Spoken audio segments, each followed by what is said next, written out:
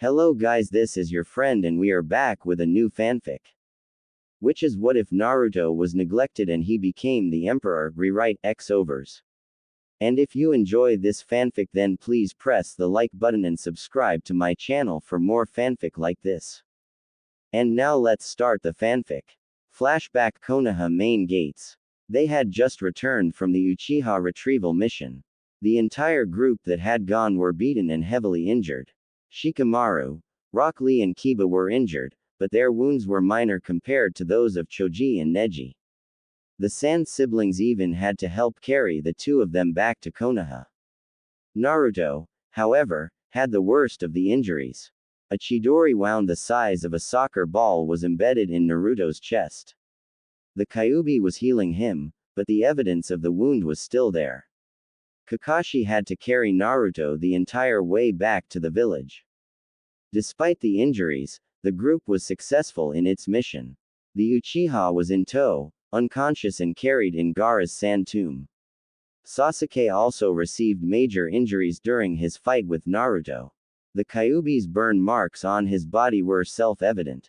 His chakra levels were depleted and his cuts were deep.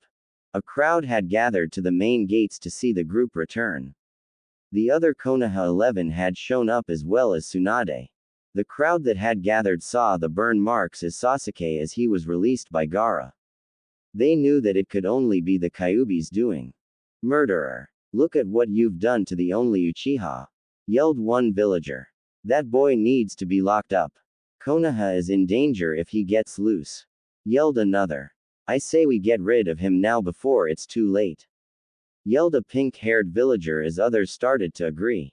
The crowd would turn into a riot if it wasn't for Tsunade. Enough! Yelled Tsunade. Any villagers who defy the Sandame's law will be executed immediately. Tsunade was seriously pissed that villagers supported the Uchiha traitor over Naruto. She gave off so much killer intent that the crowd immediately dispersed. Tsunade ordered that Naruto, Choji and Neji were to be taken to her private quarters for immediate treatment. Sasuke was to be locked up and would receive treatment last, considering Tsunade could care less about the Uchihas at the moment. Once the Anbu had taken everyone away, Tsunade ordered Kakashi and Shikamaru in her office when she was done with Naruto, Choji and Neji. Hokage office. Tsunade was able to give immediate medical attention to all three shinobi with little complication. In fact, Naruto had healed up so much to the point that all he needed was rest. Choji and Neji needed much more work, but would make full recoveries and be released to the care of their families the next day. Tsunade now sat in her office, physically and emotionally tired, but needed to know the details of the mission and called Shikamaru and Kakashi. Once there, Shikamaru explained the challenges that they faced while trying to prevent Sasuke from defecting. He made sure to detail everything that he saw, but also informed Tsunade that she was better off asking the others once they were treated. Kakashi told Tsunade about the most pressing concern, how both Sasuke and Naruto had fought and heavily injured each other. Just as he was about to start, Danzo, Homura and Kaharu had barged their way into Tsunade's office. What is the meaning of this? Tsunade yelled, not liking the way her advisors walked into her office unannounced. Calm down Tsunade-sama, we are just here to listen to the reports that your shinobi were giving. We as the elders need to be here to help you make some important decisions going forward, explained Danzo, as the three took their positions behind Tsunade. TCH, was the only response Tsunade gave before having Kakashi explain. He explained about how the fight between the two went. They fought each other as though they were going to kill the other, holding nothing back. Naruto had tapped into the Kyuubi's power and Sasuke had activated his cursed seal. In the end, neither had won. However, both did inflict the maximum amount of damage they could without killing each other. Kakashi added that he believed Naruto had won, using the power of the Kyuubi to stop Sasuke from defecting.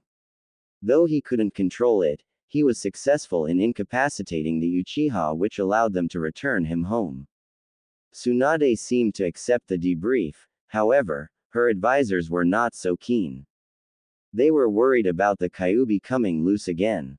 The fact that Naruto couldn't control it only worried both Homura and Koharu.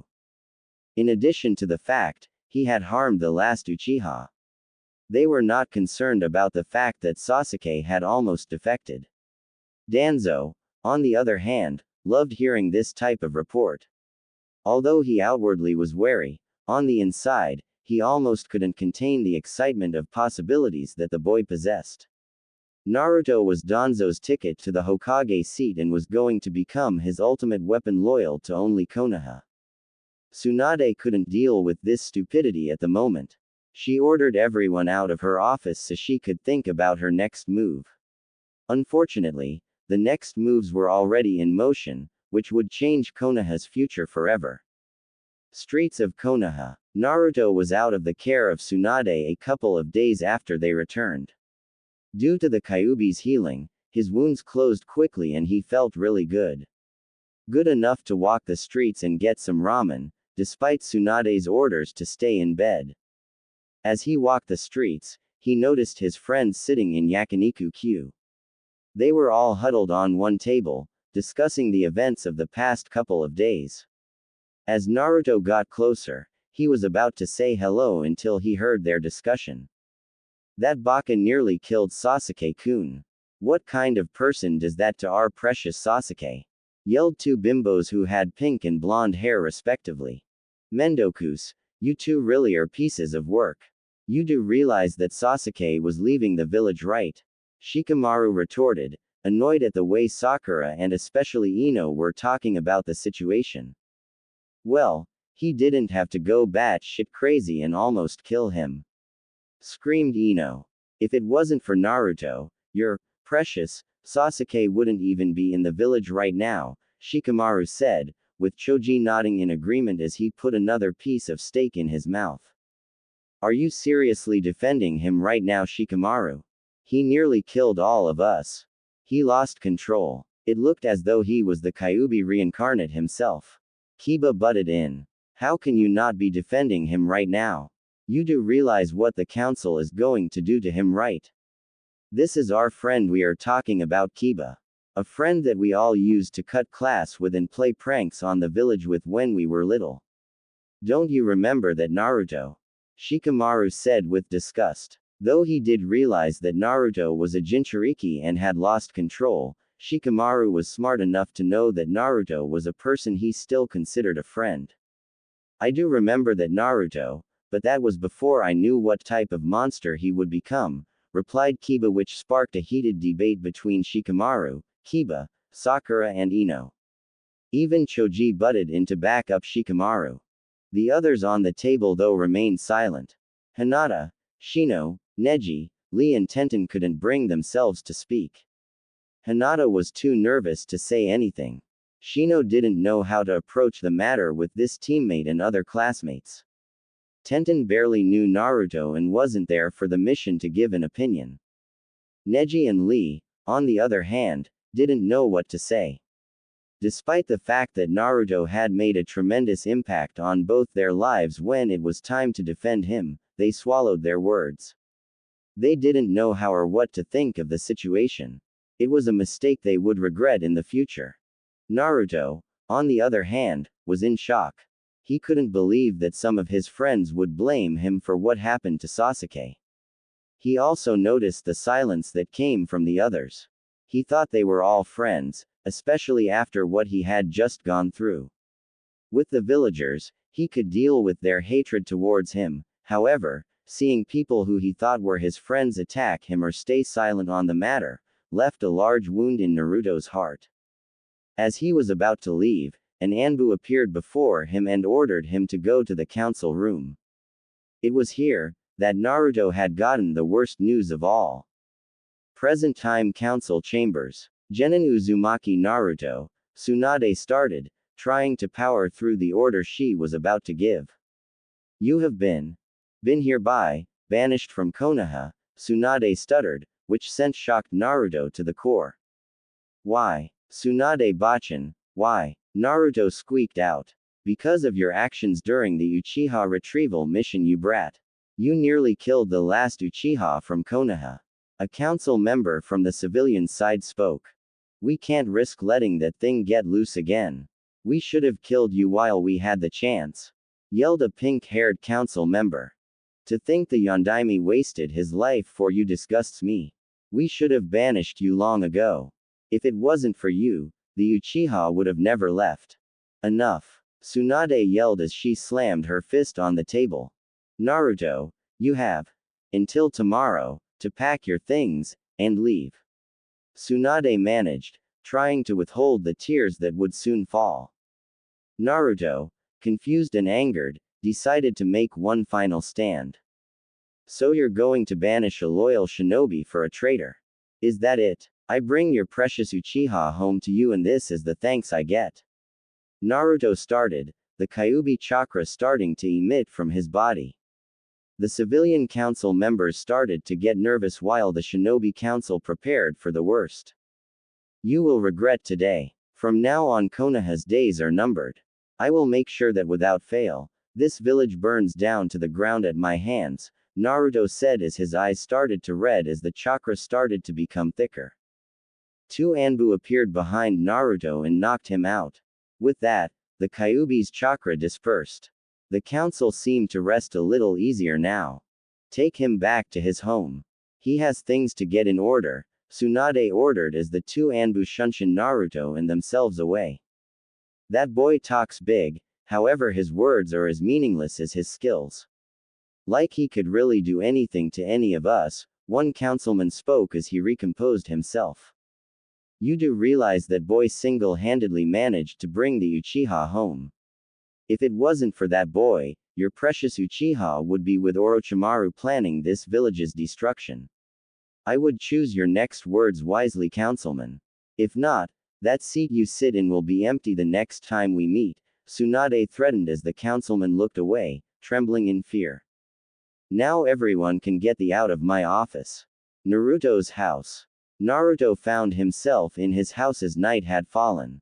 Loud cheers could be heard from the streets as villagers and shinobi alike celebrated the return of their precious Uchiha and also of the news that the Kyuubi Jinchuriki was going to be banished.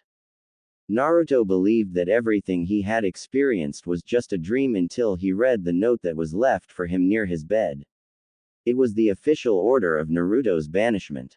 Naruto couldn't believe it. Not only did his friends betray him, but also the village that he called home. He wanted to become Hokage so that people would accept him for who he is and not for who he carried inside of him. But if this is what the village wanted, he would definitely make sure that it would burn to the ground. And by his hands only. Naruto packed everything he needed for his journey. During his packing, instead of thinking of all the good things that he did for Konoha or even the very few people who saw him as a human being like Ayame and Tuki, he thought of all the mean things and poor treatment he received from the village. He remembered the vile words that the villagers said about him when they returned from their mission. He recalled the numerous times that villagers made sure that their children wouldn't talk to him because he was the Kyuubi Jinchuriki.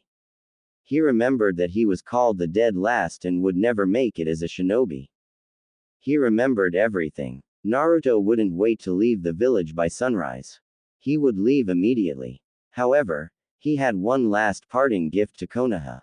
The village wanted a celebration, they would definitely get one. He snuck into the armory and got as many explosive tags that he could find. Being a prankster had some perks. He set up the tags all around the village. He also set up tags around his house, making sure to destroy the great memories he had in it alone. He bid it farewell, took his things and went to the top of the Hokage monument. As he stood atop the Yondaime's head, Naruto took one last look at the bustling village. He was disgusted at the celebration that was taking place. People celebrating a traitor and the banishment of a loyal shinobi. As soon as the anger grew within him, Naruto activated the tags. A series of explosions all around the village caused a panic and a frenzy. His house exploded and almost made the entire building collapse. Naruto could only chuckle at the destruction he had just caused. The celebratory cheers were now turning into panicked screams as the shinobi were trying to make sure people were safe. Naruto left a note on top of the Yondaime's head. It was left for whoever found it to know that it was he who activated the explosive tags. This is only the beginning, Konoha. Your days are numbered. Be prepared for the destruction at the hands of the dead last, he said to himself as he vanished. After leaving the village, Naruto wandered around Fire Country for a few days. Though he left the village earlier than expected, Naruto really didn't have a specific location he was locked on going to.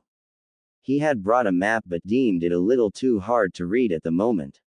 However, as long as he was out of Konoha was fine with him. Unfortunately, he started to get hungry after running out of his supply of instant ramen. He decided that he needed to stop and get some food before continuing his journey. He entered a small trading outpost on the outskirts of Fire Country. No one seemed to notice or pay any attention to him as he entered. He looked for a food place and as luck would have it, there was a small ramen shop. It wasn't overly crowded so Naruto was able to get his food quickly. When he entered, he noticed two figures wearing long black cloaks with red clouds. As Naruto sat down to eat, he could feel the aura of two figures standing there watching him. He was almost going to say something and ask them if they wanted anything, but unfortunately, the smell of ramen and the feeling of hunger overtook the young shinobi. Once he finished about 5 bowls, he paid, then exited. He noticed that the two figures that had been watching him were now gone. As Naruto continued on, he entered a narrow road with many trees within its surroundings. Naruto seemed to be the only occupant on the path. Just then the two figures jumped out of nowhere to confront the young wanderer. Uzumaki Naruto, the holder of the strongest Biju, the Kyuubi. You will need to come with us, spoke one of the figures who held a large sword covered in bandages. I'm sick and tired of people ordering me around. The only way you'll be taking me is over my dead body, replied Naruto as he scowled at the two figures before him and took a defensive stance. Well, that was the plan, grinned the figure with the sword. He prepared to strike Naruto until something interfered with him. Wait, Kisame. Naruto, where is your Hittite? And why are you alone all the way in these parts? Where is your squad? Asked Itachi as he took off his hat that was concealing his identity. What squad? As you can see, I no longer myself with that disgusting village. You're Itachi, right? Sasuke's brother. You know some might have called me a hero for what I did, but instead, this is the thanks I get. Banishment, scowled Naruto as the venom in his voice was really evident when talking about Konoha. Why were you banished? Surely the village wouldn't have done something that stupid to let loose their most powerful weapon. Questioned a curious Itachi. Oi, Itachi, we don't have time for this. We need to capture the Gaki. Dead or alive, chimed Kisame as he had grown anxious at the chance to brag that it was he who captured the strongest Biju. Itachi waved him off and motioned for Naruto to explain. And boy did Naruto explain. As he finished his explanation, he made it known to Itachi the hate and anger he felt towards the one who caused his predicament. If it wasn't for your piece of shit brother, I wouldn't be in this mess. But now where were we? You said you wanted to capture me over my dead body, right? Let's see if you guys are really to be feared, said Naruto as he got into a defensive stance. He would not go down without a fight. With pleasure, replied Kisame as he grinned with the delight. Itachi, however, had to think about what he was about to do. On one hand, he was tasked at capturing the Kyuubi Jinchuriki and bring him back. However, after what Naruto explained that it was his little brother that was causing all this trouble and also the corruption that was going on in Konoha, Itachi couldn't help but mull over his choices here. In the past, no matter what the circumstances were, he was always loyal to the village first. He would do anything for the village, as evident by him massacring his entire clan. But now he was starting to think on his own for once. Using his own consciousness. Itachi started to think that maybe all of this evil and corruption could have been stopped had he made different decisions when he was in the village. He decided that he would be making his own decision for once. As Kisame swung Samahata down onto a weaponless Naruto, Itachi shushined in front of the young blonde to block the attack. Itachi, what the hell are you doing? You know what our orders are. We need to bring the kid in, said Kisame in shock that his own partner was defending the boy. I know what the orders are, but there will be a change of plans. We will not harm the boy, nor will we take him back to the hideout. I know we've been partners up to this point, but this is where we part ways, replied Itachi as he took a fighting stance and faced his partner. Just as they were about to come to blows, both found that they were unable to move. Kuchiyos, Gamaguchi Shibari, Toad Mouth Bind. Jiraiya had come out of nowhere and ensnared both Akatsuki members. Naruto, Itachi and Kisame were surprised at the arrival of the Toad Sannin. Jiraiya had been watching the ordeal from a nearby tree. He was returning to Konoha after doing his research. He sensed the powerful chakra that had been emitted from afar and waited to observe the situation. Jiraiya had heard about Naruto's banishment through a scroll that Tsunade had sent via one of his messenger toads. Jiraiya became livid not only at the stupid council but Tsunade as well for her inability to do anything. On the flip side, Jiraiya knew that he was entrusted to be Naruto's godfather and guardian, yet he was not there for him. Instead, he was off indulging in his research and other pleasures. He never knew how hard of a life Naruto lived, and when they first met he thought very little of him. However, as time grew on, Naruto had shown Jiraiya the same determination and will that Jiraiya had seen in Minato. Jiraiya had now regretted not being there for Naruto and vowed to make it up to him by teaching him everything he knew and also telling him of his heritage. Though his current situation was sticky, Jiraiya vowed that he would do anything to make sure that Naruto would one day fulfill all of his dreams. As both the Akatsuki members were stuck and unable to move, Jiraiya used this opportunity to charge up 2 Rasengans and was ready to end the lives of 2 of the strongest shinobis alive until Naruto stepped in front of him. Jiraiya was caught off guard. Naruto, move. Do you know who they are? If we don't finish things right now, our situation will be bad, exclaimed Jiraiya as he looked at Naruto bewilderedly. However, Naruto would not move. He explained to Jiraiya Itachi's change of heart and wanted to believe that there was still good in the Uchiha. Jiraiya eventually relented and released the Toad prison. Naruto, out of the goodness of his heart, asked both Itachi and Kisame to join him on his quest to destroy Konoha. Though he was wary of the 2 missing nin, he saw that they were not as bad as they seemed. Itachi accepted quickly and gave Kisame the option of joining or dying where he stood. Kisame finally relented after much pleading from Naruto. I guess this new mission could be fun as well. I think Samahata would appreciate some fresh bait, conceded the shark shinobi. Arrow Sennin, what about you? Will you join me in my journey to not only get revenge but rid this world of more corruption so that the peace you always dreamed of can happen? Asked Naruto as he wanted the person he saw as a grandfather figure in his life to join him as well. Like Itachi, Jiraiya was torn. Konoha was home to him. No matter how long he was away from the village, he would come back and enjoy being in the place where he grew up. He made so many memories in the village that it would be hard for him to leave. But after seeing the way Naruto was treated and the corruption that was brewing in the village, he accepted Naruto's offer. Plus he knew if he lost track of Naruto again, Minato and Kushina would make his experience in the afterlife very miserable. So where do we head off to now? Asked Kisame since they were now nomads and had no place to really call home. Maybe to Kiri. We can help with the war there. I happen to know a few of the rebels opposing the current Mizukage, including Mei Terumi, spoke Jiraiya. Kiri would be too unstable right now. Maybe laying low in one of the smaller villages would be a good start. The Land of Iron would be an place, added Itachi. Let's head west, said Naruto in a dull voice. I overheard some messengers talking about that they almost died when they got close to the Great Wall. Naruto, you can't be serious. No shinobi from the east has ever gone there and made it back to tell their tales. Plus that place is just non-stop fighting. Though the four of us combined may be strong, but we wouldn't stand a chance on our own in the west, explained Jiraiya. Well, I would take my chances there than being hunted by everyone we see here, replied Naruto, plus maybe we can form an alliance or something with one of the groups out there.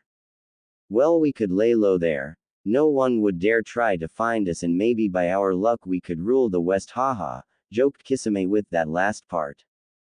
This only gave Naruto more motivation to head west.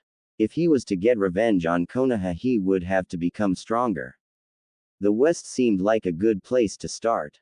Itachi saw the look of determination in Naruto's eyes and saw that his mind was made up.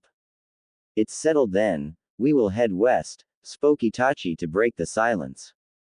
Meanwhile, Konoha Hokage's office. After Naruto left, the village was placed on high alert. The little prank that Naruto pulled reduced some areas of the village to rubble. In particular, parts of the Uchiha residence and also the Hokage Tower. Emergency crews were searching for people that may have been trapped under the rubble. From what they could tell, there were a few that were injured, but no casualties. Tsunade had a feeling inside of her that this may have been Naruto's doing, noticing that his apartment was also destroyed, but she couldn't blame the Gaki, he was banished for no good reason. On top of that, the people in the village worshipped the traitor he saved. After his banishment, Tsunade had gotten so drunk that no one, even Shizune, could reach her when the explosive tags went off in the village. Shizune and the Shinobi Council had to take charge to get emergency crews out to make sure people were safe. When Shizune had told Tsunade about what had happened, she could have cared less. She couldn't believe the stupidity of both the Civilian Council and the Shinobi Council. Not to mention her so-called advisors, who were more of a hindrance than anything. Tsunade became so distraught and was sick and tired of the people in the village that she had prepared to resign from her duties as Hokage. Unfortunately, she knew that there would be a fight for the Hokage title and most likely that Danzo would inherit it. Tsunade knew that the village would surely be destroyed if Danzo ran it. She didn't really care, but inside of her, there was still a small soft spot for Konoha. That is why she had picked the perfect candidate to lead. The only thing was being able to convince him. Then the knock on the door came. Come in. You called for me, Hokage-sama? Asked Kakashi as he made his way to the center of the room. Yes, I did, Kakashi. I have important matters to discuss with you, Tsunade said as the copy ninja sighed a little bit. If you were talking about my mission, it was a dead end. In fact, I felt like I was going on a wild goose chase if anything. Even Yamato stated that it was a waste of our time, Kakashi explained. I could care less about your mission, Kakashi. In fact, I don't even remember assigning you any mission, Tsunade said. An Anbu was sent to me with a message from you with an important mission. I was beginning to wonder how legit it was, but it had your signature. Anyways, that's beside the point. Can we talk about this later, Hokage-sama? I'm tired and would like to visit my students, Kakashi finished as he turned around to walk out. Kakashi, that's why you're here, Tsunade said as Kakashi stopped in his tracks. You're going to want to hear me out, Kakashi, as the copy ninja turned around to face the slug Sanin. Naruto's been banished, Tsunade stated bluntly as Kakashi got wide-eyed. His calmness had now turned to anger. He's what? Kakashi questioned. Tsunade went on to explain the entire story. The Civilian Council, as well as the elders, wanted to banish Naruto for losing control of the Kyuubi and nearly killing Sasuke. She also mentioned how the Shinobi Council also partially agreed to the banishment due to their concern of Naruto being unstable and losing control. When Tsunade finished explaining, she was breaking into tears. Kakashi, on the other hand, was furious. And you couldn't do anything stop this? Are you kidding me? And now you're leaving me with all of your problems to deal with here. I won't accept this, Tsunade. Kakashi yelled, angered at Tsunade's inability to stop the banishment. This is not a request, Kakashi. This is a order. You know as well as I do that Danzo would most likely become Hokage if I step down. Do you know how bad that will be for the village? Do you know how many people he's going to be sending out to look for Naruto? He's going to use the Gaki as a pawn in his plans. Jiraiya has already said that he's looking for Naruto, but I'm going to go and look for him myself. Kami knows Minato and Kushina are tossing in their graves right now, knowing that the village banished their son for a traitor and I couldn't do anything about it. I have to live with that for the rest of my life. Tsunade started as Kakashi decided to hear her out. This is a temporary assignment, Kakashi. I'm going to find Naruto, and when I do, you will be the first to know. In the meantime, besides Shizune and Jiraiya, you are the only one I trust right now. You will be communicating with me about everything that goes on in the village. You want to help Naruto, you need to make sure that none of the scumbags from this village ever try to lay a hand on him. Naruto does not want to return to the village. He made that very clear. When I find him, I will let you know, and then you can come to see your student. Kami knows you may be the only one he trusts, Tsunade finished as Kakashi pondered the thought for a moment. On one hand, he was furious at Tsunade and her inability to do anything as Hokage. On the other hand, being Hokage himself would let him protect Naruto from the village. Kakashi knew that Danzo and others from the village would most want Naruto for their own power. He would ensure that he would hold things down and make some wholesale changes to both the shinobi and the civilian council while Tsunade and Jiraiya looked for Naruto. The moment you find him, you will let me know so that I can leave this forsaken village, Kakashi seriously said. The moment I find him, you'll be the first to know, Tsunade responded as the two prepared and discussed their plans. With Naruto, Jiraiya, Itachi and Kisame were heading west towards the Great Wall that separated the west from the shinobi world. They were traveling incognito and were not seen as they made their way through Iwagakure. After a few days of traveling, they finally made it to the wall during the dead of night. The wall was long, but not very tall. From what the four could observe, there were many different entrances into the west along the wall. They decided that they should camp out at one of them to try and see if they could find any weaknesses. Unfortunately, there were people patrolling the wall, both on the ground and from up high. The four shinobi decided that they needed a plan to get over the wall or through it without being detected. We need to scout the place to find its weak spot. I can't believe there are so many guys for one entrance, Kisame said, a little surprised by the heavy guards that were patrolling the area. Don't worry about that. I have already let my contact know where we are and if there is anything he can do to help us, Jiraiya explained, intriguing the other three. How do you know people from the West Arrow Sennin? Naruto curiously asked. I concur, Jiraiya-sama. It would have been nice to know this information beforehand, Itachi added. Well, he's not really a contact, as I only met him once and it was at least a few months ago. Secondly, he's an interesting fellow. I'm not sure if he is to be trusted, Jiraiya explained. Then why did you tell where we were? That'll get us killed, old man. Kisame furiously said. He's only one guy and there's four of us. I'm sure he won't be a problem if he does become our enemy, Jiraiya retorted. Then, there was a large bang at the entrance. The gates to the entrance had blown open and several men flying out of it. The guards on the top of the wall dropped down to try and contain whoever or whatever it was that destroying the entrance. As the guards attacked, they were sent back flying left and right. It was as though whoever was attacking wasn't even trying. The four shinobi hid behind some trees and bushes to get a better look. They were very surprised by what they saw. A man with a bald head, in a yellow one-piece jumpsuit with a golden buckle on his belt with a white cape, was knocking everything in sight. He was moving so fast that Itachi could barely pick him up with his Sharingan. The guards stood no chance at even touching him. The last guard literally took a shit in his pants before being punched way up in the sky.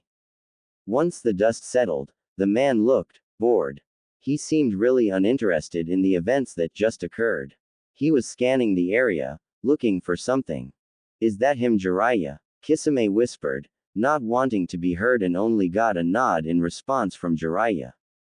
The four shinobi were shocked at the ease in which the man took out an entire squad of heavily armed guards without dropping a sweat. He would most certainly become a problem if he were to be an enemy to us, Jiraiya thought. He decided to step out into the open and get the man's attention. Anyo, excuse me, he started as the man turned around to look at him. It's been a long time, hasn't it? Jiraiya nervously said, as the man was still staring at him, studying him. Oh, it's you, was the man's dull response. Thank Kami, you remember me. I guess you got my message. Thanks for meeting us here, Jiraiya said, still unsure of the man and his intentions. Yeah, well, if you want to come. Follow me, the man said as he turned around and started walking through the once guarded entrance and what was left of it. Jiraiya signaled for Naruto, Itachi and Kisame to come out and follow him, as they slowly walked behind Jiraiya's contact. As they walked, Jiraiya caught up with the man and introduced him to the other three. They found out his name was Saitama. He and Jiraiya had met because he had accidentally jumped over the wall during some training and landed in the east. He was lost and Jiraiya just so happened to be the one to give him directions. He thanked him and walked with Jiraiya for a bit, the two telling stories. Before he returned to the west, Jiraiya had given Saitama a copy of Ika Ika Tactics, which the latter fell in love with. A pervert at heart, Saitama gave Jiraiya a contact card, in case he ever wanted to come to the west to advertise the book. Naruto, Itachi and Kisame could only facepalm when hearing this. There are perverts in the west too, they thought. Itachi wanted a little bit of background of the west as they continued on. Just as Saitama started, a group of bandits appeared out of the forest and attacked. They were ordinary bandits, trying to make a quick buck. There were at least 20 of them, all carrying some type of weapon. Saitama, Jiraiya, Itachi and Kisame easily dispatched most of them. However, Naruto was in a bit of trouble. Two bandits were teaming up and giving Naruto a really hard time. They had backed him into a corner, and Naruto had already used up most of his clones. One bandit was distracting Naruto with a sickle and chain, forcing Naruto to dodge and deflect the attack. The other was sneaking up behind an unsuspecting Naruto, who lost track of him. He was about to slash Naruto when out of nowhere, Saitama punched his head and knocked it right off the bandit's body. The lone bandit now tried to run, only to be cut down by Kisame. Are you alright, Naruto-san? Saitama asked as Naruto looked at him nervously and responded with a head nod. You need to be more aware of your surroundings, Gaki. This is life or death. You could have gotten killed, you know, Kisame added, a little disappointed that the Kyuubi Jinchuriki was so weak. Calm down, Kisame. With how Naruto was treated in that village, it is no surprise his skills are not up to par yet, Itachi cut in, with Naruto feeling a little embarrassed. Well, if we're going to survive here, we can't keep looking out for him as we defend ourselves, Kisame responded. Itachi knew Kisame was right. If the rumors about the West were true, the four shinobi and their new comrade would be in non-stop fighting. If they wanted to increase their chances of survival, Naruto would need to improve his skills, and fast. Itachi looked at Jiraiya for some guidance, but the Toad Sannin was a bit lost in his thoughts. After a few moments, Jiraiya snapped out of it. He had a plan. Naruto would train all of them. Jiraiya and Itachi would train Naruto to improve his ninjutsu. Kisame would help Naruto learn kenjutsu and also how to properly use and manipulate his large chakra reserves. Saitama agreed to help Naruto with taijutsu, though he explained it would be hard to spar with him since he has the ability to kill people with just one punch. Naruto agreed without hesitation. He knew he was still weak and that there was so much more that he could improve on. He wanted to make Konoha pay for his banishment, by turning into the deadliest and strongest shinobi known to mankind. Saitama picked up on this as well. He realized that Naruto had something about him that stood out. He couldn't exactly put his finger on it, but he knew that there was something about the young blonde that told him he would be great one day. As the group continued on, Saitama went back to explaining the history of the West, from what he knew. So here in the West, it's just non-stop fighting. He started as the four shinobi listened intently to what he was about to say. That's all I know, he finished. The four shinobi deadpanned. They were very disappointed with that explanation. Saitama explained that he knew there were some factions in the West, but didn't belong to any and was basically a loner. His explanation. They talk too much and have long explanations. I find that boring. The four Eastern shinobi nearly fainted at the stupidity of his reasoning. Jiraiya could only massage his temples, thinking of a certain Nara who was the same way. So you have no allies here whatsoever, Naruto gasped, getting a nod from Saitama in return. They were doomed. Coming to the West seemed like a mistake now, Naruto thought. The group continued walking into the forest. They decided that they should set up camp for the night, with two at a time as guards. They found a little campsite area that looked abandoned.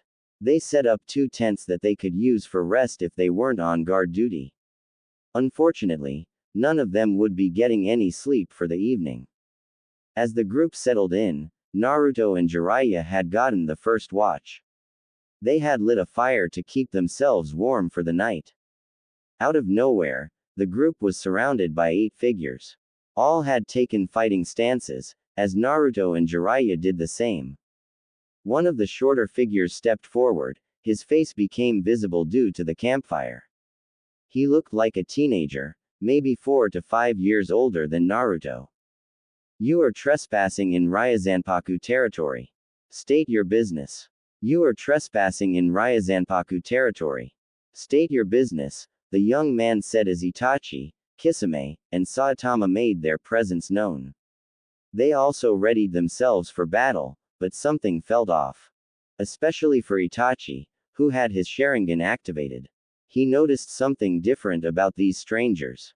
Their chakra levels were different. It was unlike anything he had ever seen before. Their power levels were spiking off the charts. We mean no harm, Jiraiya stepped up to speak, although a bit nervously. He realized that they were outnumbered, and even though they were strong, these people seemed stronger. We are new here, we have come from the east. We did not realize we were trespassing on anyone's lands. Please forgive us for our intrusion.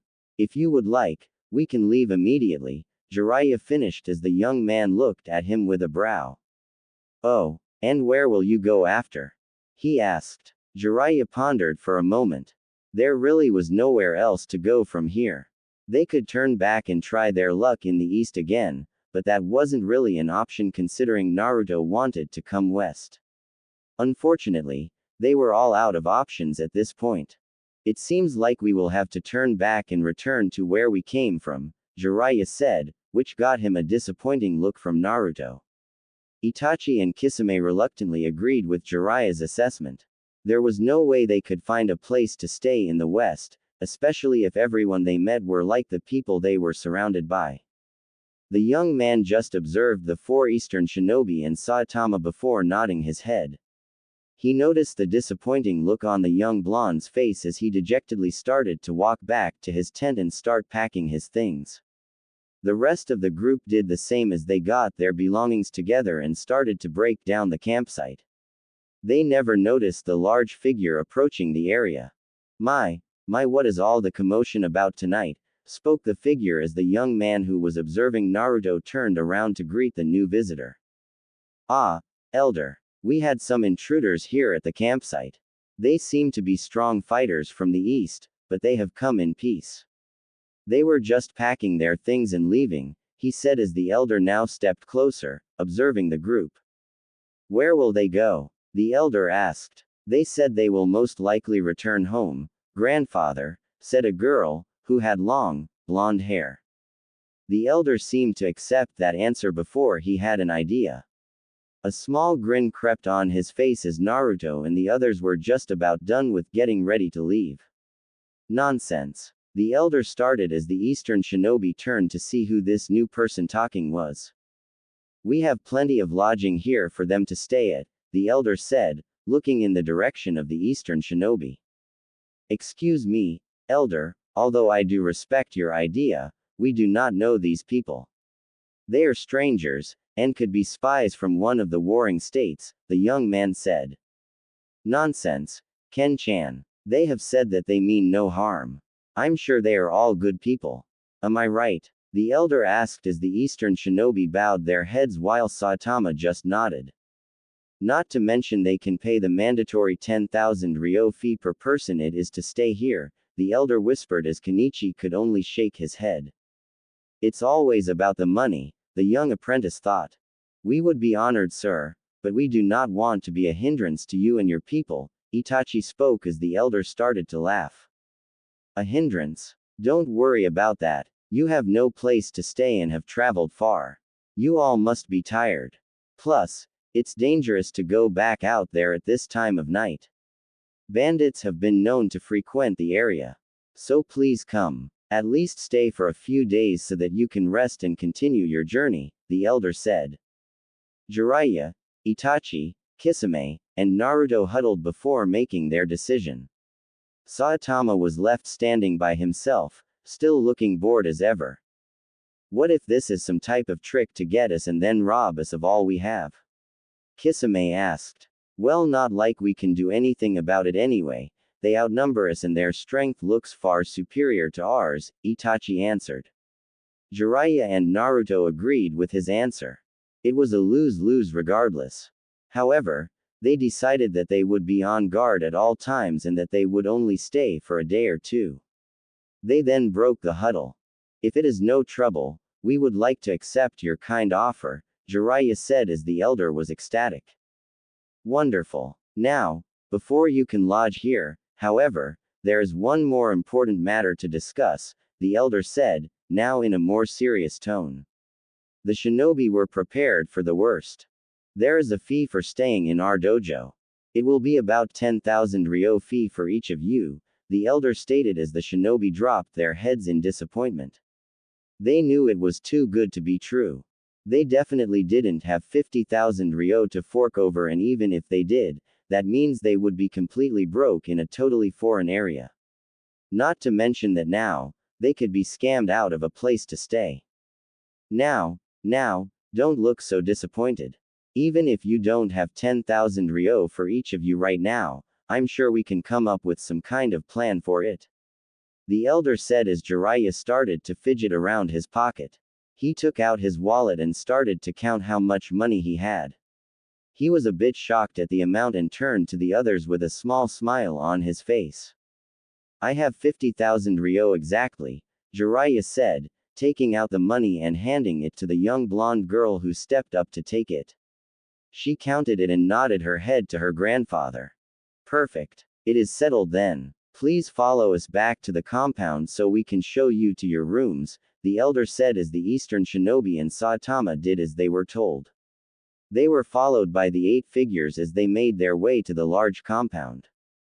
The compound was huge, probably as big as some of the shinobi family compounds in Konoha. The compound of Ryazanpaku had 2 large buildings that were used for housing and other miscellaneous purposes, while the dojo was even bigger than the 2 buildings combined.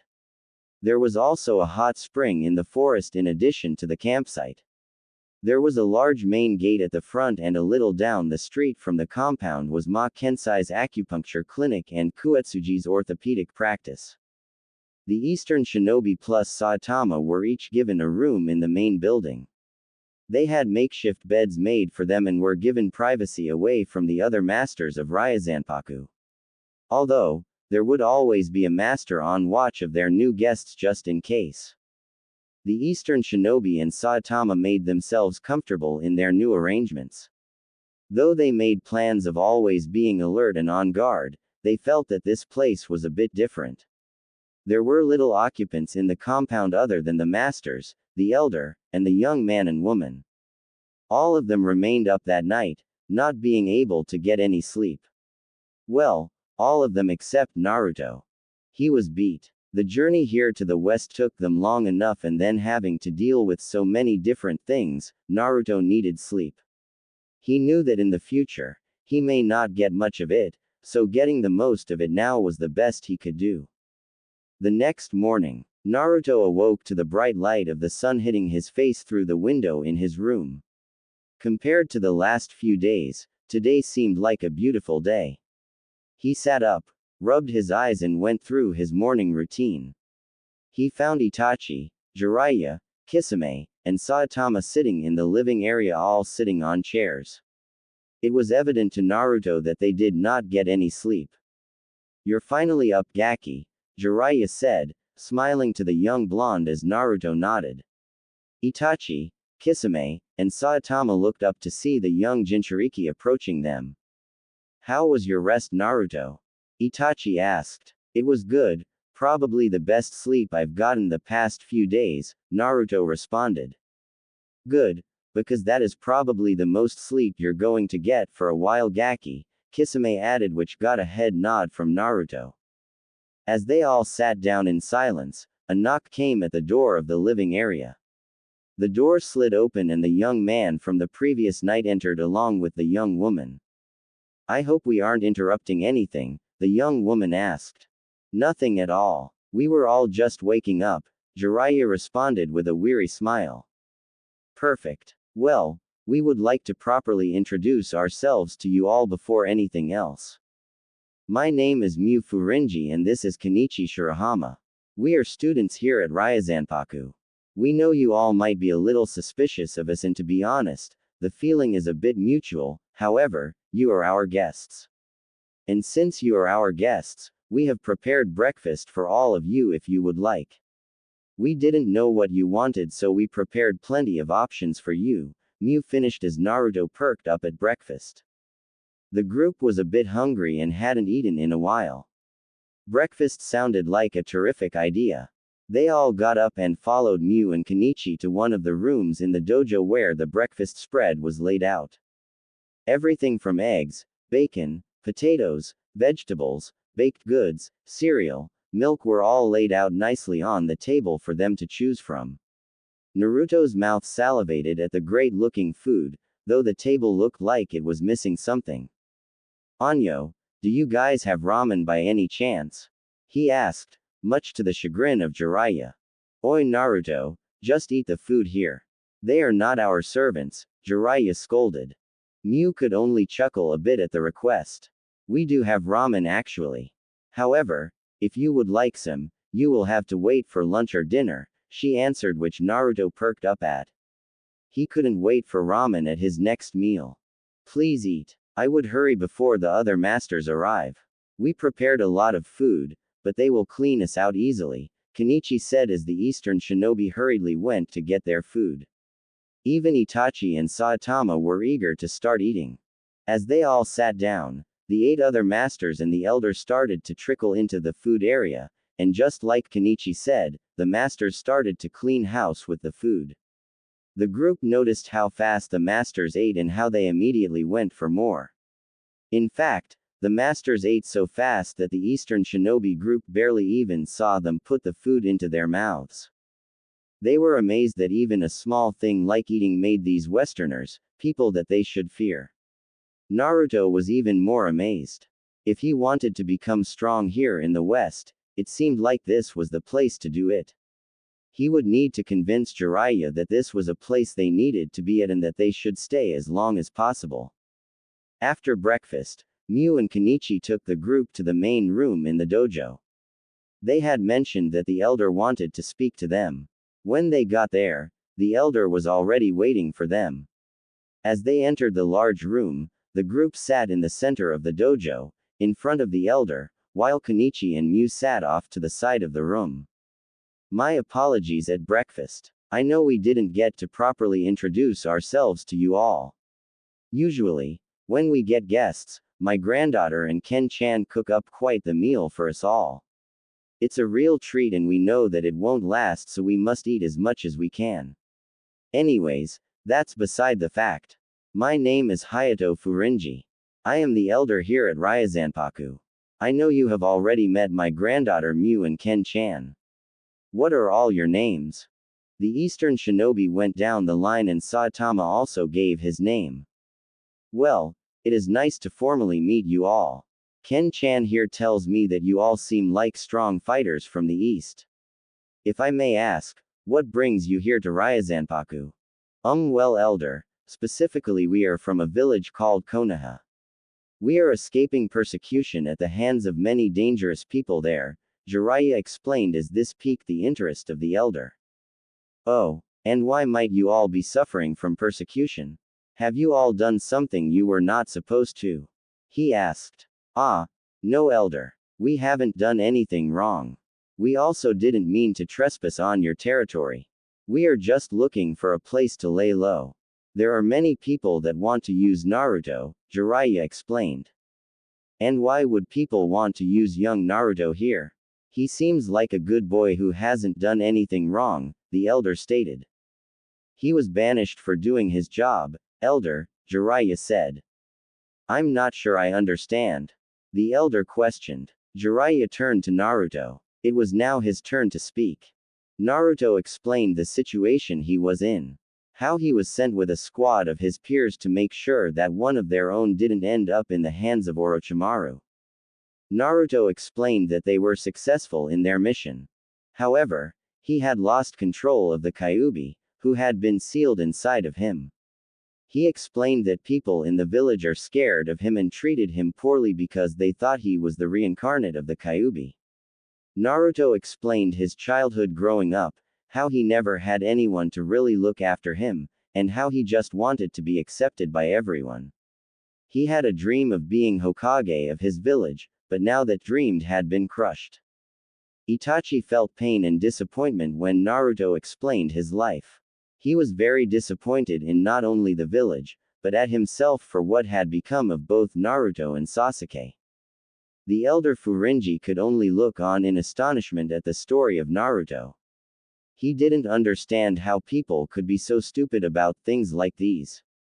Miu was quietly crying, listening to Naruto's predicament that he was put in. Kenichi also was disappointed and saddened for the young shinobi and the life he had to live. When Naruto finished, he could feel that anger boiling up inside of him again. Just talking about it made bad memories come back to him. He remembered everything that was said about him by not only the villagers, but also people he thought were his friends. He remembered those final words that he spoke at the last council meeting. He would make sure Konoha would burn at his hands, without fail. The elder Furinji studied the young blonde boy for a minute. He could see the anger in the boy's eyes. He could also see the hurt. He also saw that Naruto loved the place he grew up in.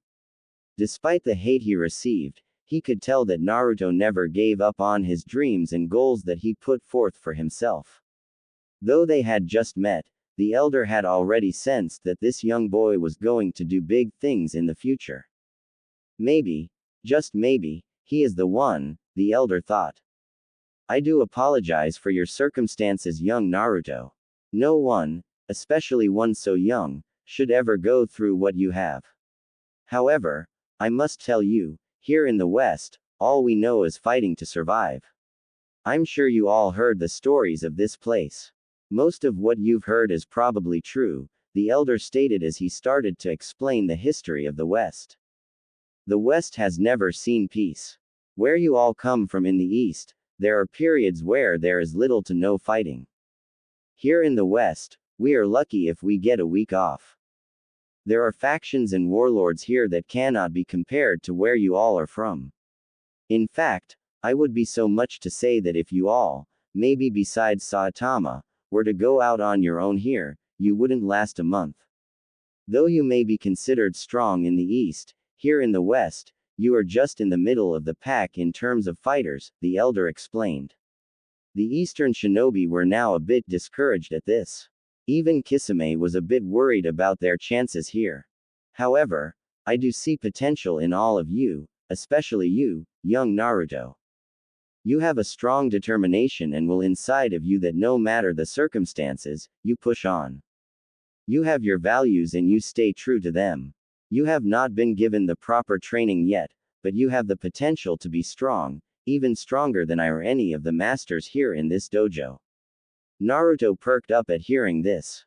After stepping foot in the West, he didn't think he would ever match up to anybody here. However, hearing the elders say that he had the most potential out of all of them, stirred that determination in Naruto even more. Originally, the plan was to let you all stay here for a few days. However, I see now that you all will be a tremendous to not only this dojo but to everyone here in it. I have made the decision that you may all stay here for as long as you like. As long as you agree to abide by our rules and fight for our side, you will always be welcome here. I see that we have similar values. I understand you want revenge on your village, but you also have a dream of peace. We also are fighting for peace. Quite frankly, I think it is time the West sees its share of that. We have only known fighting, but I do think that you, young Naruto, can make that dream a reality. Jiraiya, Itachi, Kisame and even Saitama were shocked at the elder's words. Naruto was not strong at all, yet the elder saw how much untapped potential the young blonde had. I thought after all this time that Minato was the child of prophecy that the old geezer Toad was talking about. I was wrong. Naruto is definitely the child of prophecy, Jiraiya thought. We are gracious of your kind words, elder. We will abide by your laws and fight by your side and be any kind of assistance we can be, Jiraiya said as he bowed, which the others soon followed. No need to bow in front of me, Jiraiya, or any of you. We are comrades now. We will all train together in our fight for peace, the elder said as he rose and went to greet the group in the center of the room. He shook hands with each member and strongly gripped Naruto's hand. Naruto flashed a shy grin, still a bit in shock of the elder's words. I cannot fail. I will not fail. It's time to start counting down the days, Naruto thought. Few months later, though the Eastern Shinobi plus Saitama was allowed to stay and train, the elder never said it would be easy. Just moments after their meeting with him, the compound of Ryazanpaku came under attack from a neighboring warlord. Ryazanpaku sprung into action, defending the compound with all they had. True to their word, Jiraiya, Itachi, Kisame, Saitama, and Naruto all joined in the fight. It went without saying that the battle was lopsided, with Ryazanpaku winning easily. Yet it was evident that despite his potential, there was plenty of work needed to be done in Naruto's case. He had trouble holding his own against one opponent. His training began immediately. For the past few months, Naruto received training around the clock every day. Whether it was with Jiraiya, Itachi, Kisame, Saitama, or even Kenichi or Mew, Naruto was going at it. He had a rotating schedule every day of training that he would receive. If they were not fighting a neighboring clan or faction, Naruto was training. It was true that he got little sleep. However, the training was starting to pay dividends. Naruto was more than holding his own against multiple opponents. His ninjutsu skills were improving, his taijutsu was improving, he even started to hold his own against Kisame with a sword. Naruto was no longer a weak link. If anything, he was now a competent fighter. The only thing that didn't seem to be improving was his chakra control. His chakra was all out of whack because of the Kyuubi. Jiraiya had been loosening the seal on the Kyuubi, letting little by little of his chakra out for Naruto to use, yet nothing seemed to work. The chakra was a bit too strong for Naruto, even with Kisame helping him. There were a few times where Naruto nearly lost control, allowing the Kyuubi to take over him. Luckily, Jiraiya had his Fuinjutsu to slap onto Naruto before things got out of hand. Naruto was frustrated, to say the least. The damn Kyuubi was being hard to control. If he could just tap into the Kyuubi's power, it would allow him to become stronger so much faster. He cursed the stubborn Kyuubi, complaining about being stuck with him for the rest of his life. What Naruto didn't know, however, was that the Kyuubi had been watching him from the inside. The Kyuubi was observing Naruto, getting an eerie feeling that reminded him of someone. It was soon time to make his presence known once again. While Naruto was resting in his room one day, he was taken to his mindscape by the Kyuubi. What the hell? Where am I? Naruto asked himself as the Kyuubi crept his way to the bars that trapped him in. I've summoned you here, Gaki, the Kyuubi said, which forced Naruto to jump back. Damn you. It's you again. The one that's caused me all of these problems my entire life. Naruto yelled. Cry me a river, Gaki. You can blame the Yondaime for that. Anyway, that's beside the point and not the reason I've summoned you here. Then why am I here? Naruto asked, pissed that the source of his problems brought him here. Because I have been watching you. Seeing you go from an idiot prankster to a competent shinobi in just a few months. It's interesting to watch you humans grow. I would grow a lot faster if it wasn't for you. Ero Sennin said my chakra is all out of whack because of you, Naruto retorted to the Kyuubi. Like that old pervert knows anything about me. You could easily control my chakra, but you're still weak. You're even weaker than my previous jailer, the Kyuubi teased, only making Naruto madder. Look who's talking about being weak. Aren't you supposed to be the strongest of the Biju? Yet you easily got sealed by the Yondaime. Who's the weak one now? Naruto retorted. Are you trying to anger me, Gaki? The Kyuubi rose up, teeth showing. Did I make you angry? Isn't that cute? Between us, I'm not the weak one here. I'm your jailer. I decide whether to let you out or not. So why don't you be a good little inmate and shut up? Naruto teased, making the Kyuubi fuming mad. I should have killed you when I had the chance. If it wasn't for your parents, you definitely wouldn't be alive right now. Raged the Kyuubi. My parents? You. So you did kill my parents. Now it was Naruto's turn to get angry. HMPH. Why don't you ask that old pervert about your parents? He knew them very well. Maybe you'll see me a bit differently after. Now be gone, it was a mistake to summon you, Gaki. The Kyuubi waved him away as Naruto snapped out of it. What did the Kyuubi mean by asking Ero Sennin about his parents? Did Jiraiya somehow know Naruto's parents? Naruto walked over to Jiraiya's room and saw the Toad Sannin writing down some things for his new Ika Ika Tactics novel. He was planning on making a comeback here in the West. It seemed like there were perverts all over this place and he could take advantage of that and make decent book sales. Ero Sennin, Naruto asked as he walked into the room. Oh, Naruto, what can I do for you? The Toad Sannin asked, as he put away his writings and turned his attention to the young blonde. Did you know my parents? Naruto asked, much to Jiraiya's surprise. Why the sudden interest in your parents, Naruto? The Toad Sannin asked. I talked with the Kyuubi, he said you would know who my parents were. You talked to the Kyuubi? How? And what did he say about them? Jiraiya asked. He summoned me in my mindscape. He didn't say much about them, just that you knew them very well. If you know something Ero Sennin, please tell me, Naruto said. Jiraiya sighed. I wanted to do this when the time was right, but I guess the cat's out of the bag now. Come sit, Naruto. I have much to tell you, he said as he motioned the young shinobi to sit down. Jiraiya explained everything to Naruto. He explained that Minato Namikaze, the Yondaime, was his father and that Kushina Uzumaki was his mother. They both died the night that Naruto was born and that they died protecting Naruto from the Kyuubi. Jiraiya went on to explain their background and also how they had met and that he had trained Minato from an early age. He also explained the events of the night to Naruto, who was listening intently, with tears starting to form in his eyes and the anger starting to come back. Why didn't you tell me this? That you knew my parents or even that you knew me since birth? Where were you when I was an orphan? Better yet, Where were you or Tsunade Ba-chan during my entire life? Naruto yelled, which attracted the attention of Itachi, Kisame, and Saitama.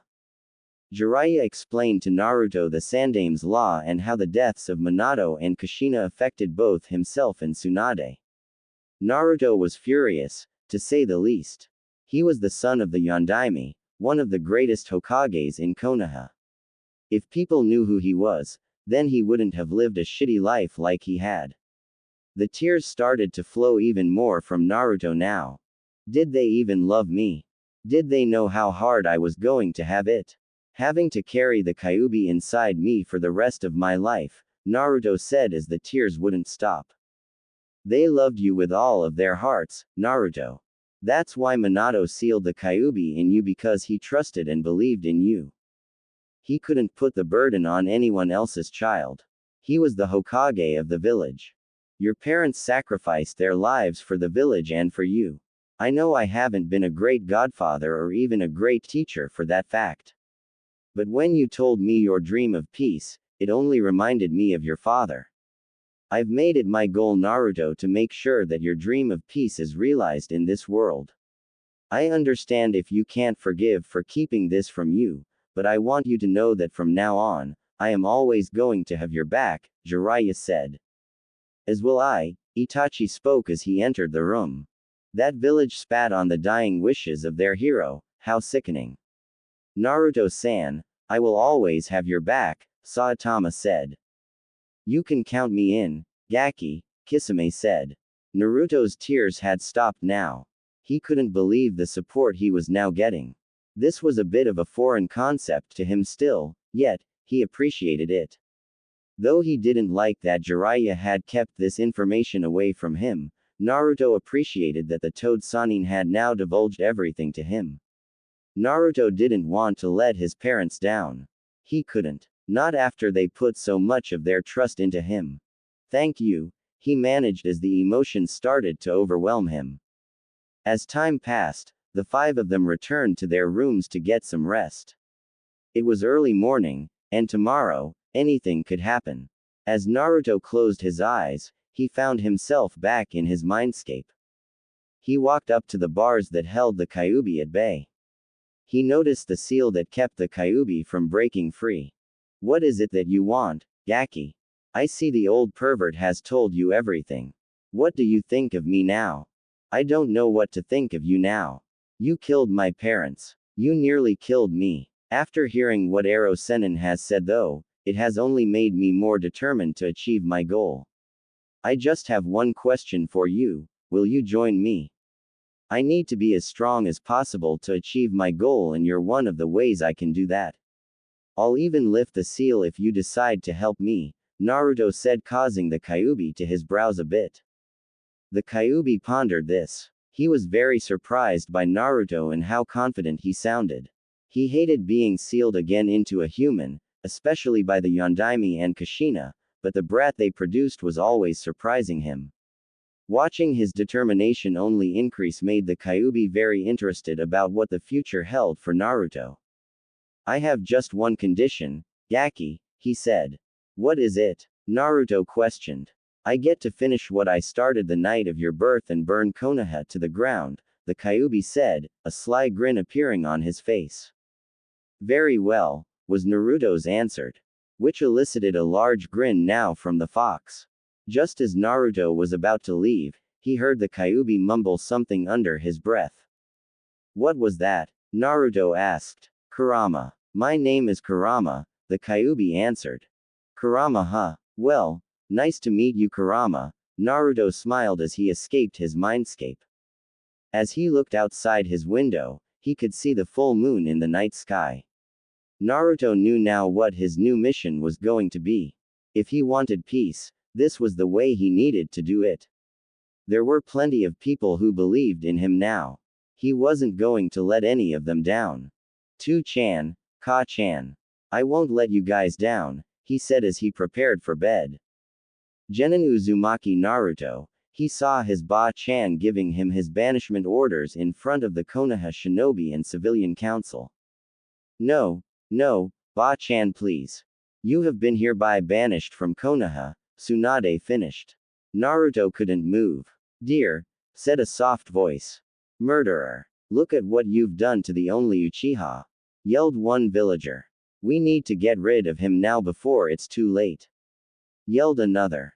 I was only fulfilling my mission, Naruto said. Dear, came the voice again. That baka nearly killed Sasuke-kun. He looked like the Kyuubi incarnate himself. Hinata, Neji, Lee, Shino, Tenten, why won't you say anything? Naruto said, seeing his friends sitting in silence. Naruto, you have to wake up, came the voice, louder this time. Naruto immediately shot up from his sleeping position. He was sweating profusely. His clothes were soaked and his side of the bed was drenched in sweat. His heart was racing 1,000 miles per hour as he tried to slow down his breathing. He rubbed his eyes before looking around the room. It was still dark, the moon illuminating through the window in the large room. It was only a dream, he thought as he looked down to see a pair of hands grab a hold of his. He looked up as his eyes met the eyes of the other occupant in the bed. Her large, violet eyes staring at him with concern on her face. Her long pink hair flowed down the entirety of her back as she sat up to look at him. She moved closer, giving him a small peck on the lips. Her hand now on his cheek, feeling the sweat and warmth that he was radiating. Silence filled the room as the two stared into each other's eyes. After a few moments of silence, she pulled him for a more passionate kiss. Their tongues fought for dominance over each other. Their hands feeling each other's bodies as they kissed like wild animals. After what seemed like minutes, they pulled apart, breathing heavily after their long makeout session. Naruto laid his head down in her lap, as she ran her hands through his hair. He was now calm, yet he was scared to close his eyes again, for fear of going back to sleep and see those memories. He just stared into space, enjoying the comfort of the woman's touch. I'm sorry I woke you, Yuffie, he said, still staring at nothing. It's okay, dear, she loving replied as she leaned down to kiss his forehead. The Yuffie Naruto was referring to was none other than the former princess of the Britannia family, Euphemia Lee Britannia.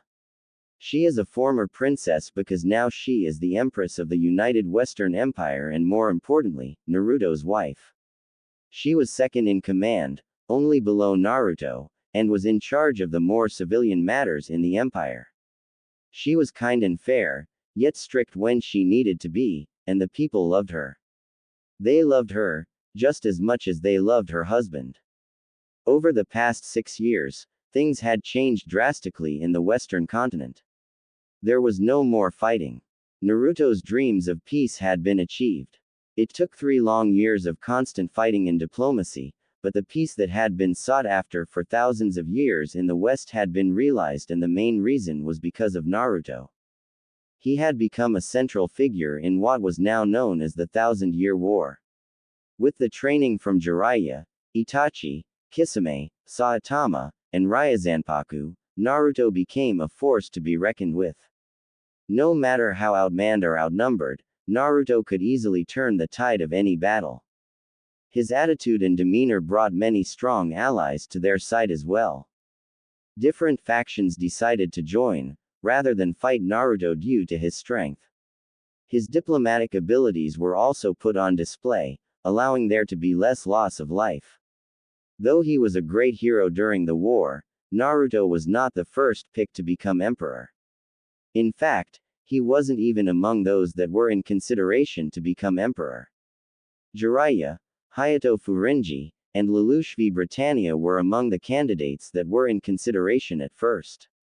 However, all three had turned the nomination down due to the fact that they knew Naruto was the perfect one for the job. They all knew that he had this charisma about him that everyone loved.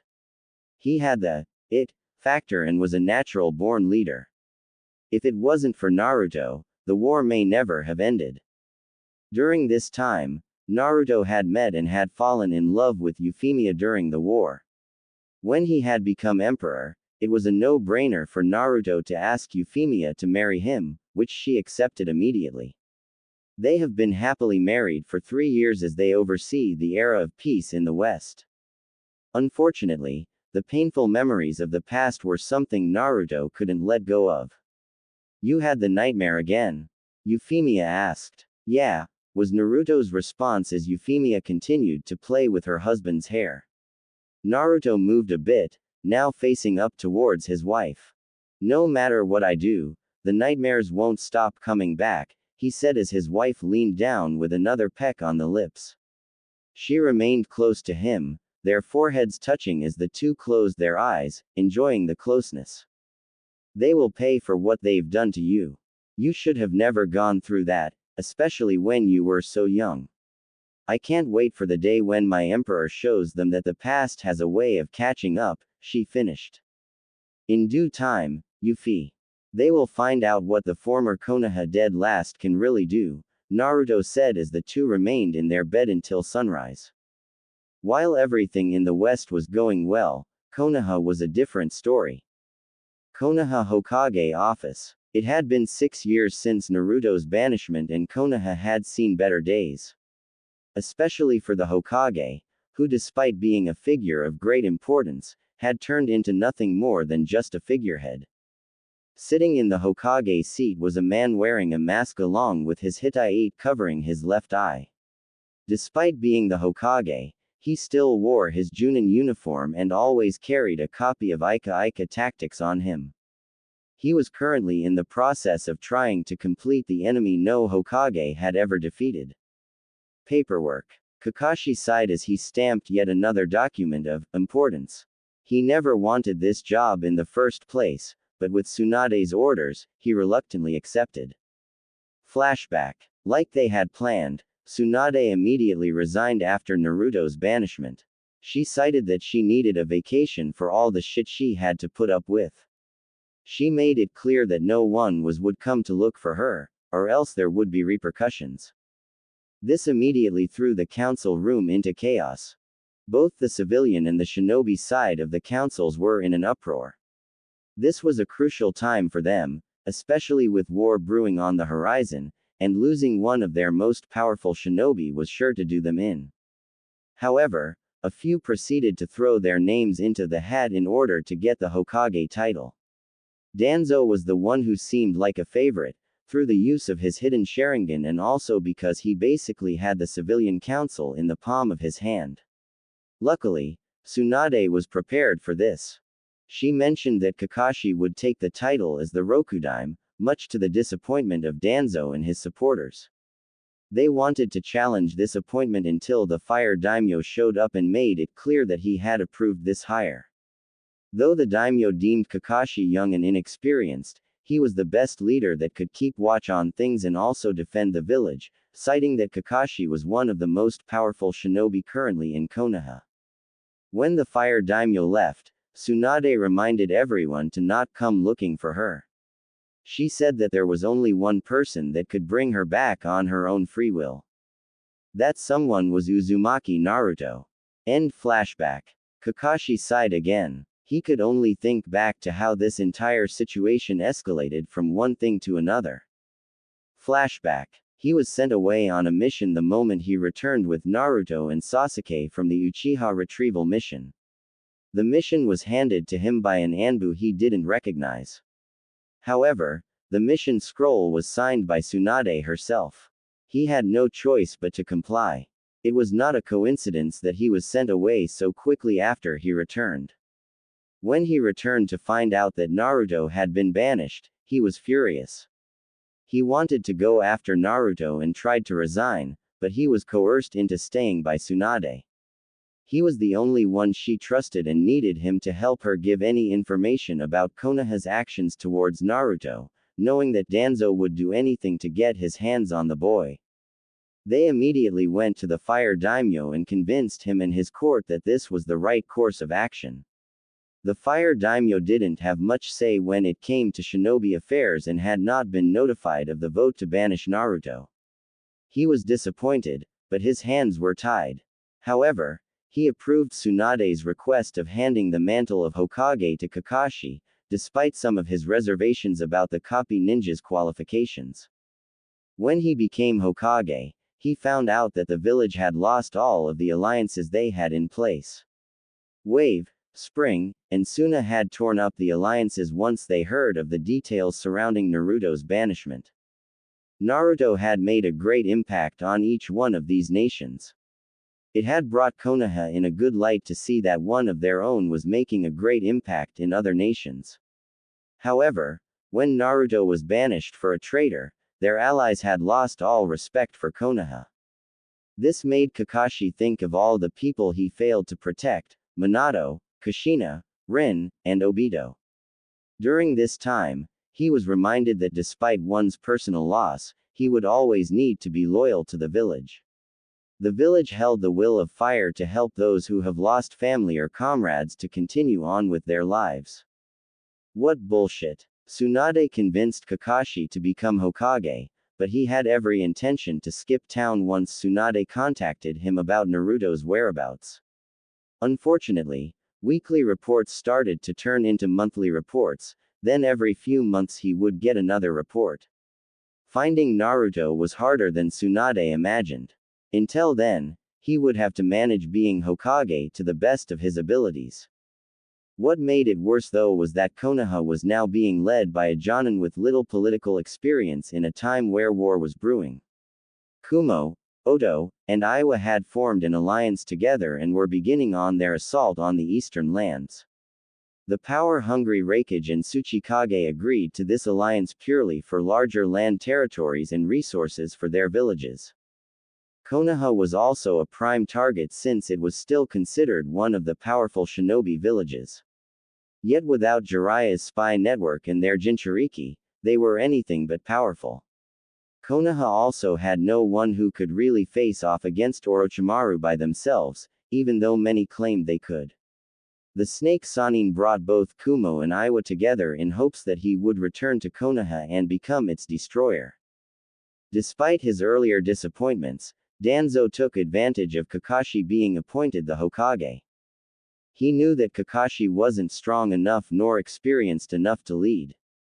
This allowed Danzo to do as he pleased from the shadows like he always did. When his squad of Root Anbu that he had sent out to find Naruto after the banishment order returned empty-handed, Danzo's plans hit a setback. Yet he knew that he just needed to buy his time. He knew that once the people saw that Kakashi wasn't fit to be Hokage, it would be him that would take the mantle and lead Konoha to greatness once again.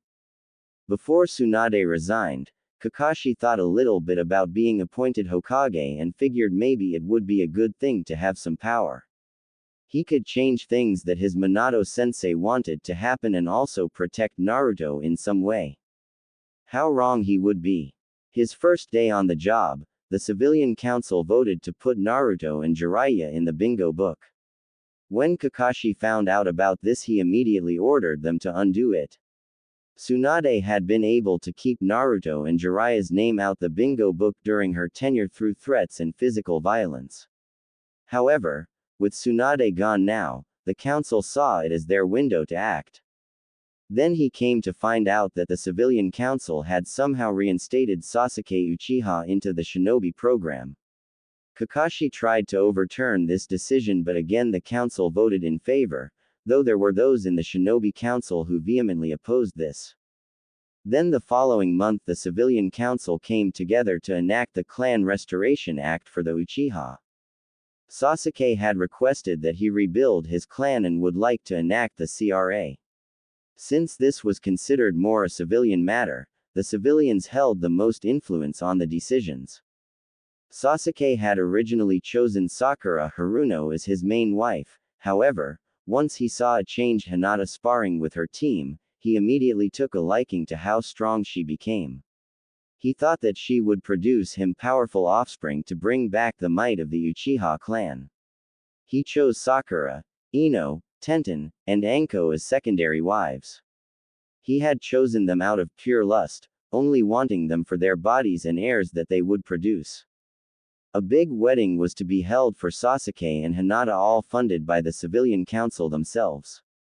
The shinobi were furious. Inoichi Yamanaka and Hiashi Hyuga, especially, since it was their daughters that were to be married to the traitor.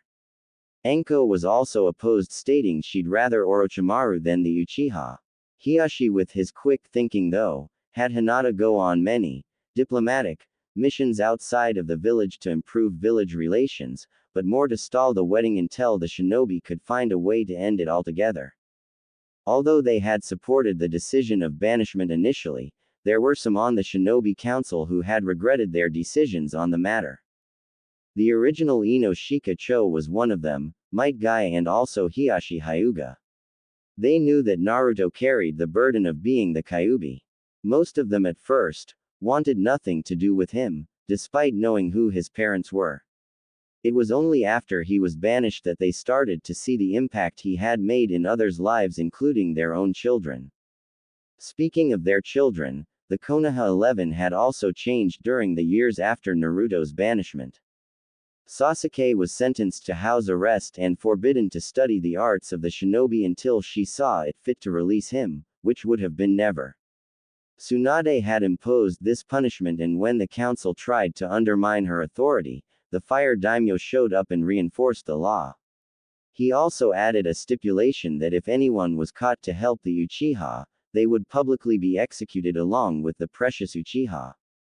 Sasuke's house arrest only made him more thirsty for power. He realized that the Dobi had matched him and that if he wanted to kill Itachi, he would need more power. He vowed that he would become the most powerful shinobi on earth. A god among men, he thought.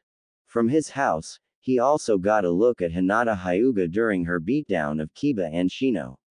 He saw how powerful she had become in such a little time and wanted her to produce his offspring. Sasuke also knew that Hinata still loved Naruto and that if he could steal her away, he would be dealing a blow to the Dobi. Sakura had never gotten over her Sasuke obsession. She visited him every day while he was in the hospital and during his house arrest, despite his cold attitude towards her. Eventually, she was placed on a different team but still would proclaim to everyone how her Sasuke-kun was the greatest ever. Despite being a huge Sasuke fangirl when she was younger, Ino had grown out of her obsession with the Uchiha. A while later she heard that Sasuke actually tried to leave the village and saw the mission reports of what he had done to Naruto. It was then that she decided that he was not worth her future and instead focused on training with Shikamaru and Choji. They had all made Chunin at the next exams that were held in Suna, despite the hostility they received by the Sand and its shinobi. They also regretted turning their backs on Naruto in his time in need, Ino included. They had hoped they would meet him again one day and ask for his forgiveness by any means possible. Team Guy had all become Jonin within a couple of years after Naruto's banishment, and all had had their very own genin squads. Neji and Lee had made up their minds that they would become the best shinobi they could for Naruto's sake. They never forgot what he had done for them, and despite some of their friends turning their backs on Naruto, they decided to do the right thing and honor him whenever they could. The one that changed the most, however, was Hinata. When Naruto was banished, she shut herself out from everybody. She had locked herself in her room for nearly 2 weeks. When she came out, she transformed from the shy, stuttering girl to a cold and ruthless fighter.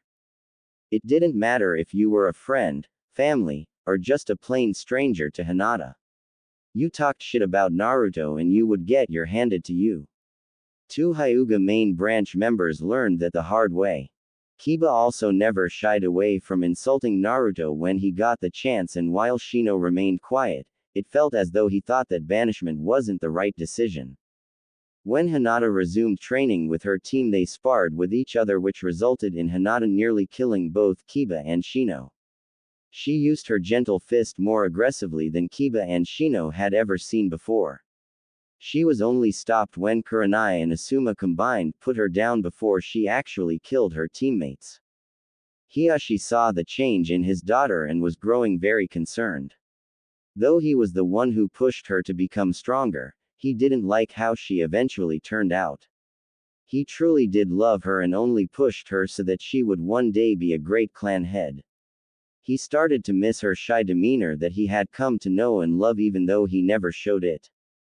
The Hyuga elders also saw that Hinata was getting out of hand and harder to control, so they forcefully moved to brand Hinata with the caged bird seal and put her in the house branch. Hiyashi was opposed, but the elders overruled his judgment. Funny how elders and councils seem to have more power than clan heads or the Hokage. Interesting. Hinata was then chosen to be the main wife of Sasuke Uchiha, which the Hyuga elders immediately accepted. Having offspring with two of the most powerful Kekkei Genkai would be their ticket to becoming the most powerful clan in Konoha and also, in the future, the Hokage seat. Hiyashi's father was the one who led the biggest push for Hinata's arranged marriage, only seeing his granddaughter as the ticket to the Hyuga being immortalized. End flashback. Kakashi snapped out of his thoughts when a knock came to his door. "Come in," he said as a squad that he handpicked came into the room. "You called for us, Hokage-sama," spoke Asuma as himself. Kurenai, Inoshika Cho-2, Neji, Rock Lee, Tenten, Kiba, Shino, and Hinata entered the paper-filled office space. Kaharu, Homura, and Danzo also entered behind them, though they were uninvited. Kakashi paid them no mind though. "Yes, I did. I don't need to remind you all that the village has been going through some rough times. We have lost many of our previous alliances and are in desperate need of new ones. I have chosen all of you for this mission. It is an S-rank mission of the utmost importance," spoke Kakashi as his voice sounded considerably tired and worn out. Even though he the Hokage job, it still took a toll on him. Though he was still young, taking the Hokage position really aged him. "I have managed to gain an audience with the West." The shinobi and elders in the room were shocked. The empire to the west had only surfaced a few years ago. They heard the war stories of the West and couldn't believe that now it was a unified continent. Members of the Konoha 11 also perked up at this because there were rumors that the West was where Naruto had gone after his banishment. Not to mention that the Konoha 11 had met the Emperor a few times in battle. They did not know it at the time, but almost all of the Konoha 11 had fought him and were defeated. He knew how they fought and easily picked them apart as though they were a play doll. Only when the Uchiha had met the Emperor in battle and returned to Konoha in serious condition did they find out that the man with the Tengu mask was the Emperor of the West. It seemed strange to Kakashi that the Emperor would welcome the envoy from Konoha despite their earlier meetings. However, in desperate times Kakashi needed to take that chance to gain an ally. Any ally would do at this point, or else Konoha would eventually fall. He also held out hope that Naruto would be in the West. Now, like I said, gaining allies is very important. This village cannot go through a war without any help. We are going to be targeted soon, and if we fight in our current situation, we won't stand a chance, Kakashi explained. If you have gained an audience with the West, then it would be best if I also went with the group to see if they are strong and powerful like the reports have stated, Danzo spoke, though he also wanted to see if the West could be overtaken once Konoha had won this war. Kakashi looked at the old man with a questionable look. He knew Danzo would be up to something, but he didn't know what. "I think it would be a good idea, Hokage-sama," spoke up Kaharu. "Danzo has expertise in observing power and would be valuable on this mission," she stated as though the decision was already made. Kakashi wanted no arguments and just agreed. "I see, I guess it wouldn't hurt. Just make sure none of you do anything stupid to anger the West. The mission is to gain allies, not make more enemies, understood?" As he looked directly at Danzo with that last part.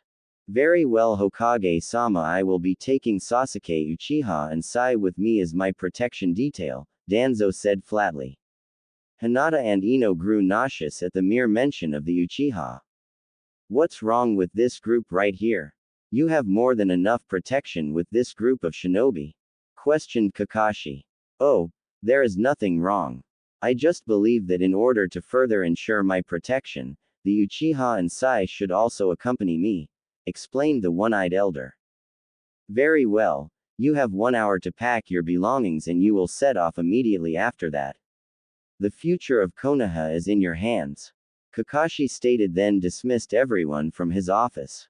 As he looked out the window at the Hokage monument, Kakashi got this ominous feeling that the mission he had just set up would fail and that the past would soon catch up to Konoha.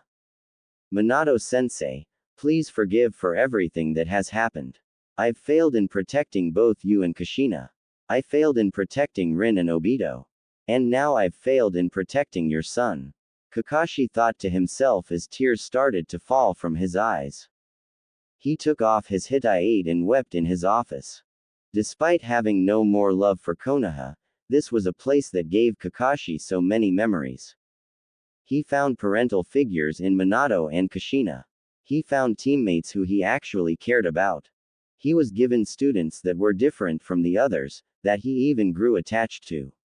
He was still suffering from some indecisiveness. Konoha was always his home and he fought tooth and nail to protect it. Yet, it was the fact that Naruto was his responsibility and he failed his sensei and his sensei's wife. They would never forgive him. He needed to make up for it somehow. He wanted to make sure Naruto was safe and to make sure he found out about his true heritage. As the Hokage was letting out his tears, an ominous figure observed him from a safe distance. He grinned under his orange, spiral mask and shunshin to another part of the village. The figure ended up in the Konoha cemetery. He found the graves that said, Rin Nohara, and, Obito Uchiha. He saw that the flowers had just recently been replaced from the last time he had visited. He took the flowers from both graves and crushed them in his hands. After taking one last glance at the gravestones, he disappeared.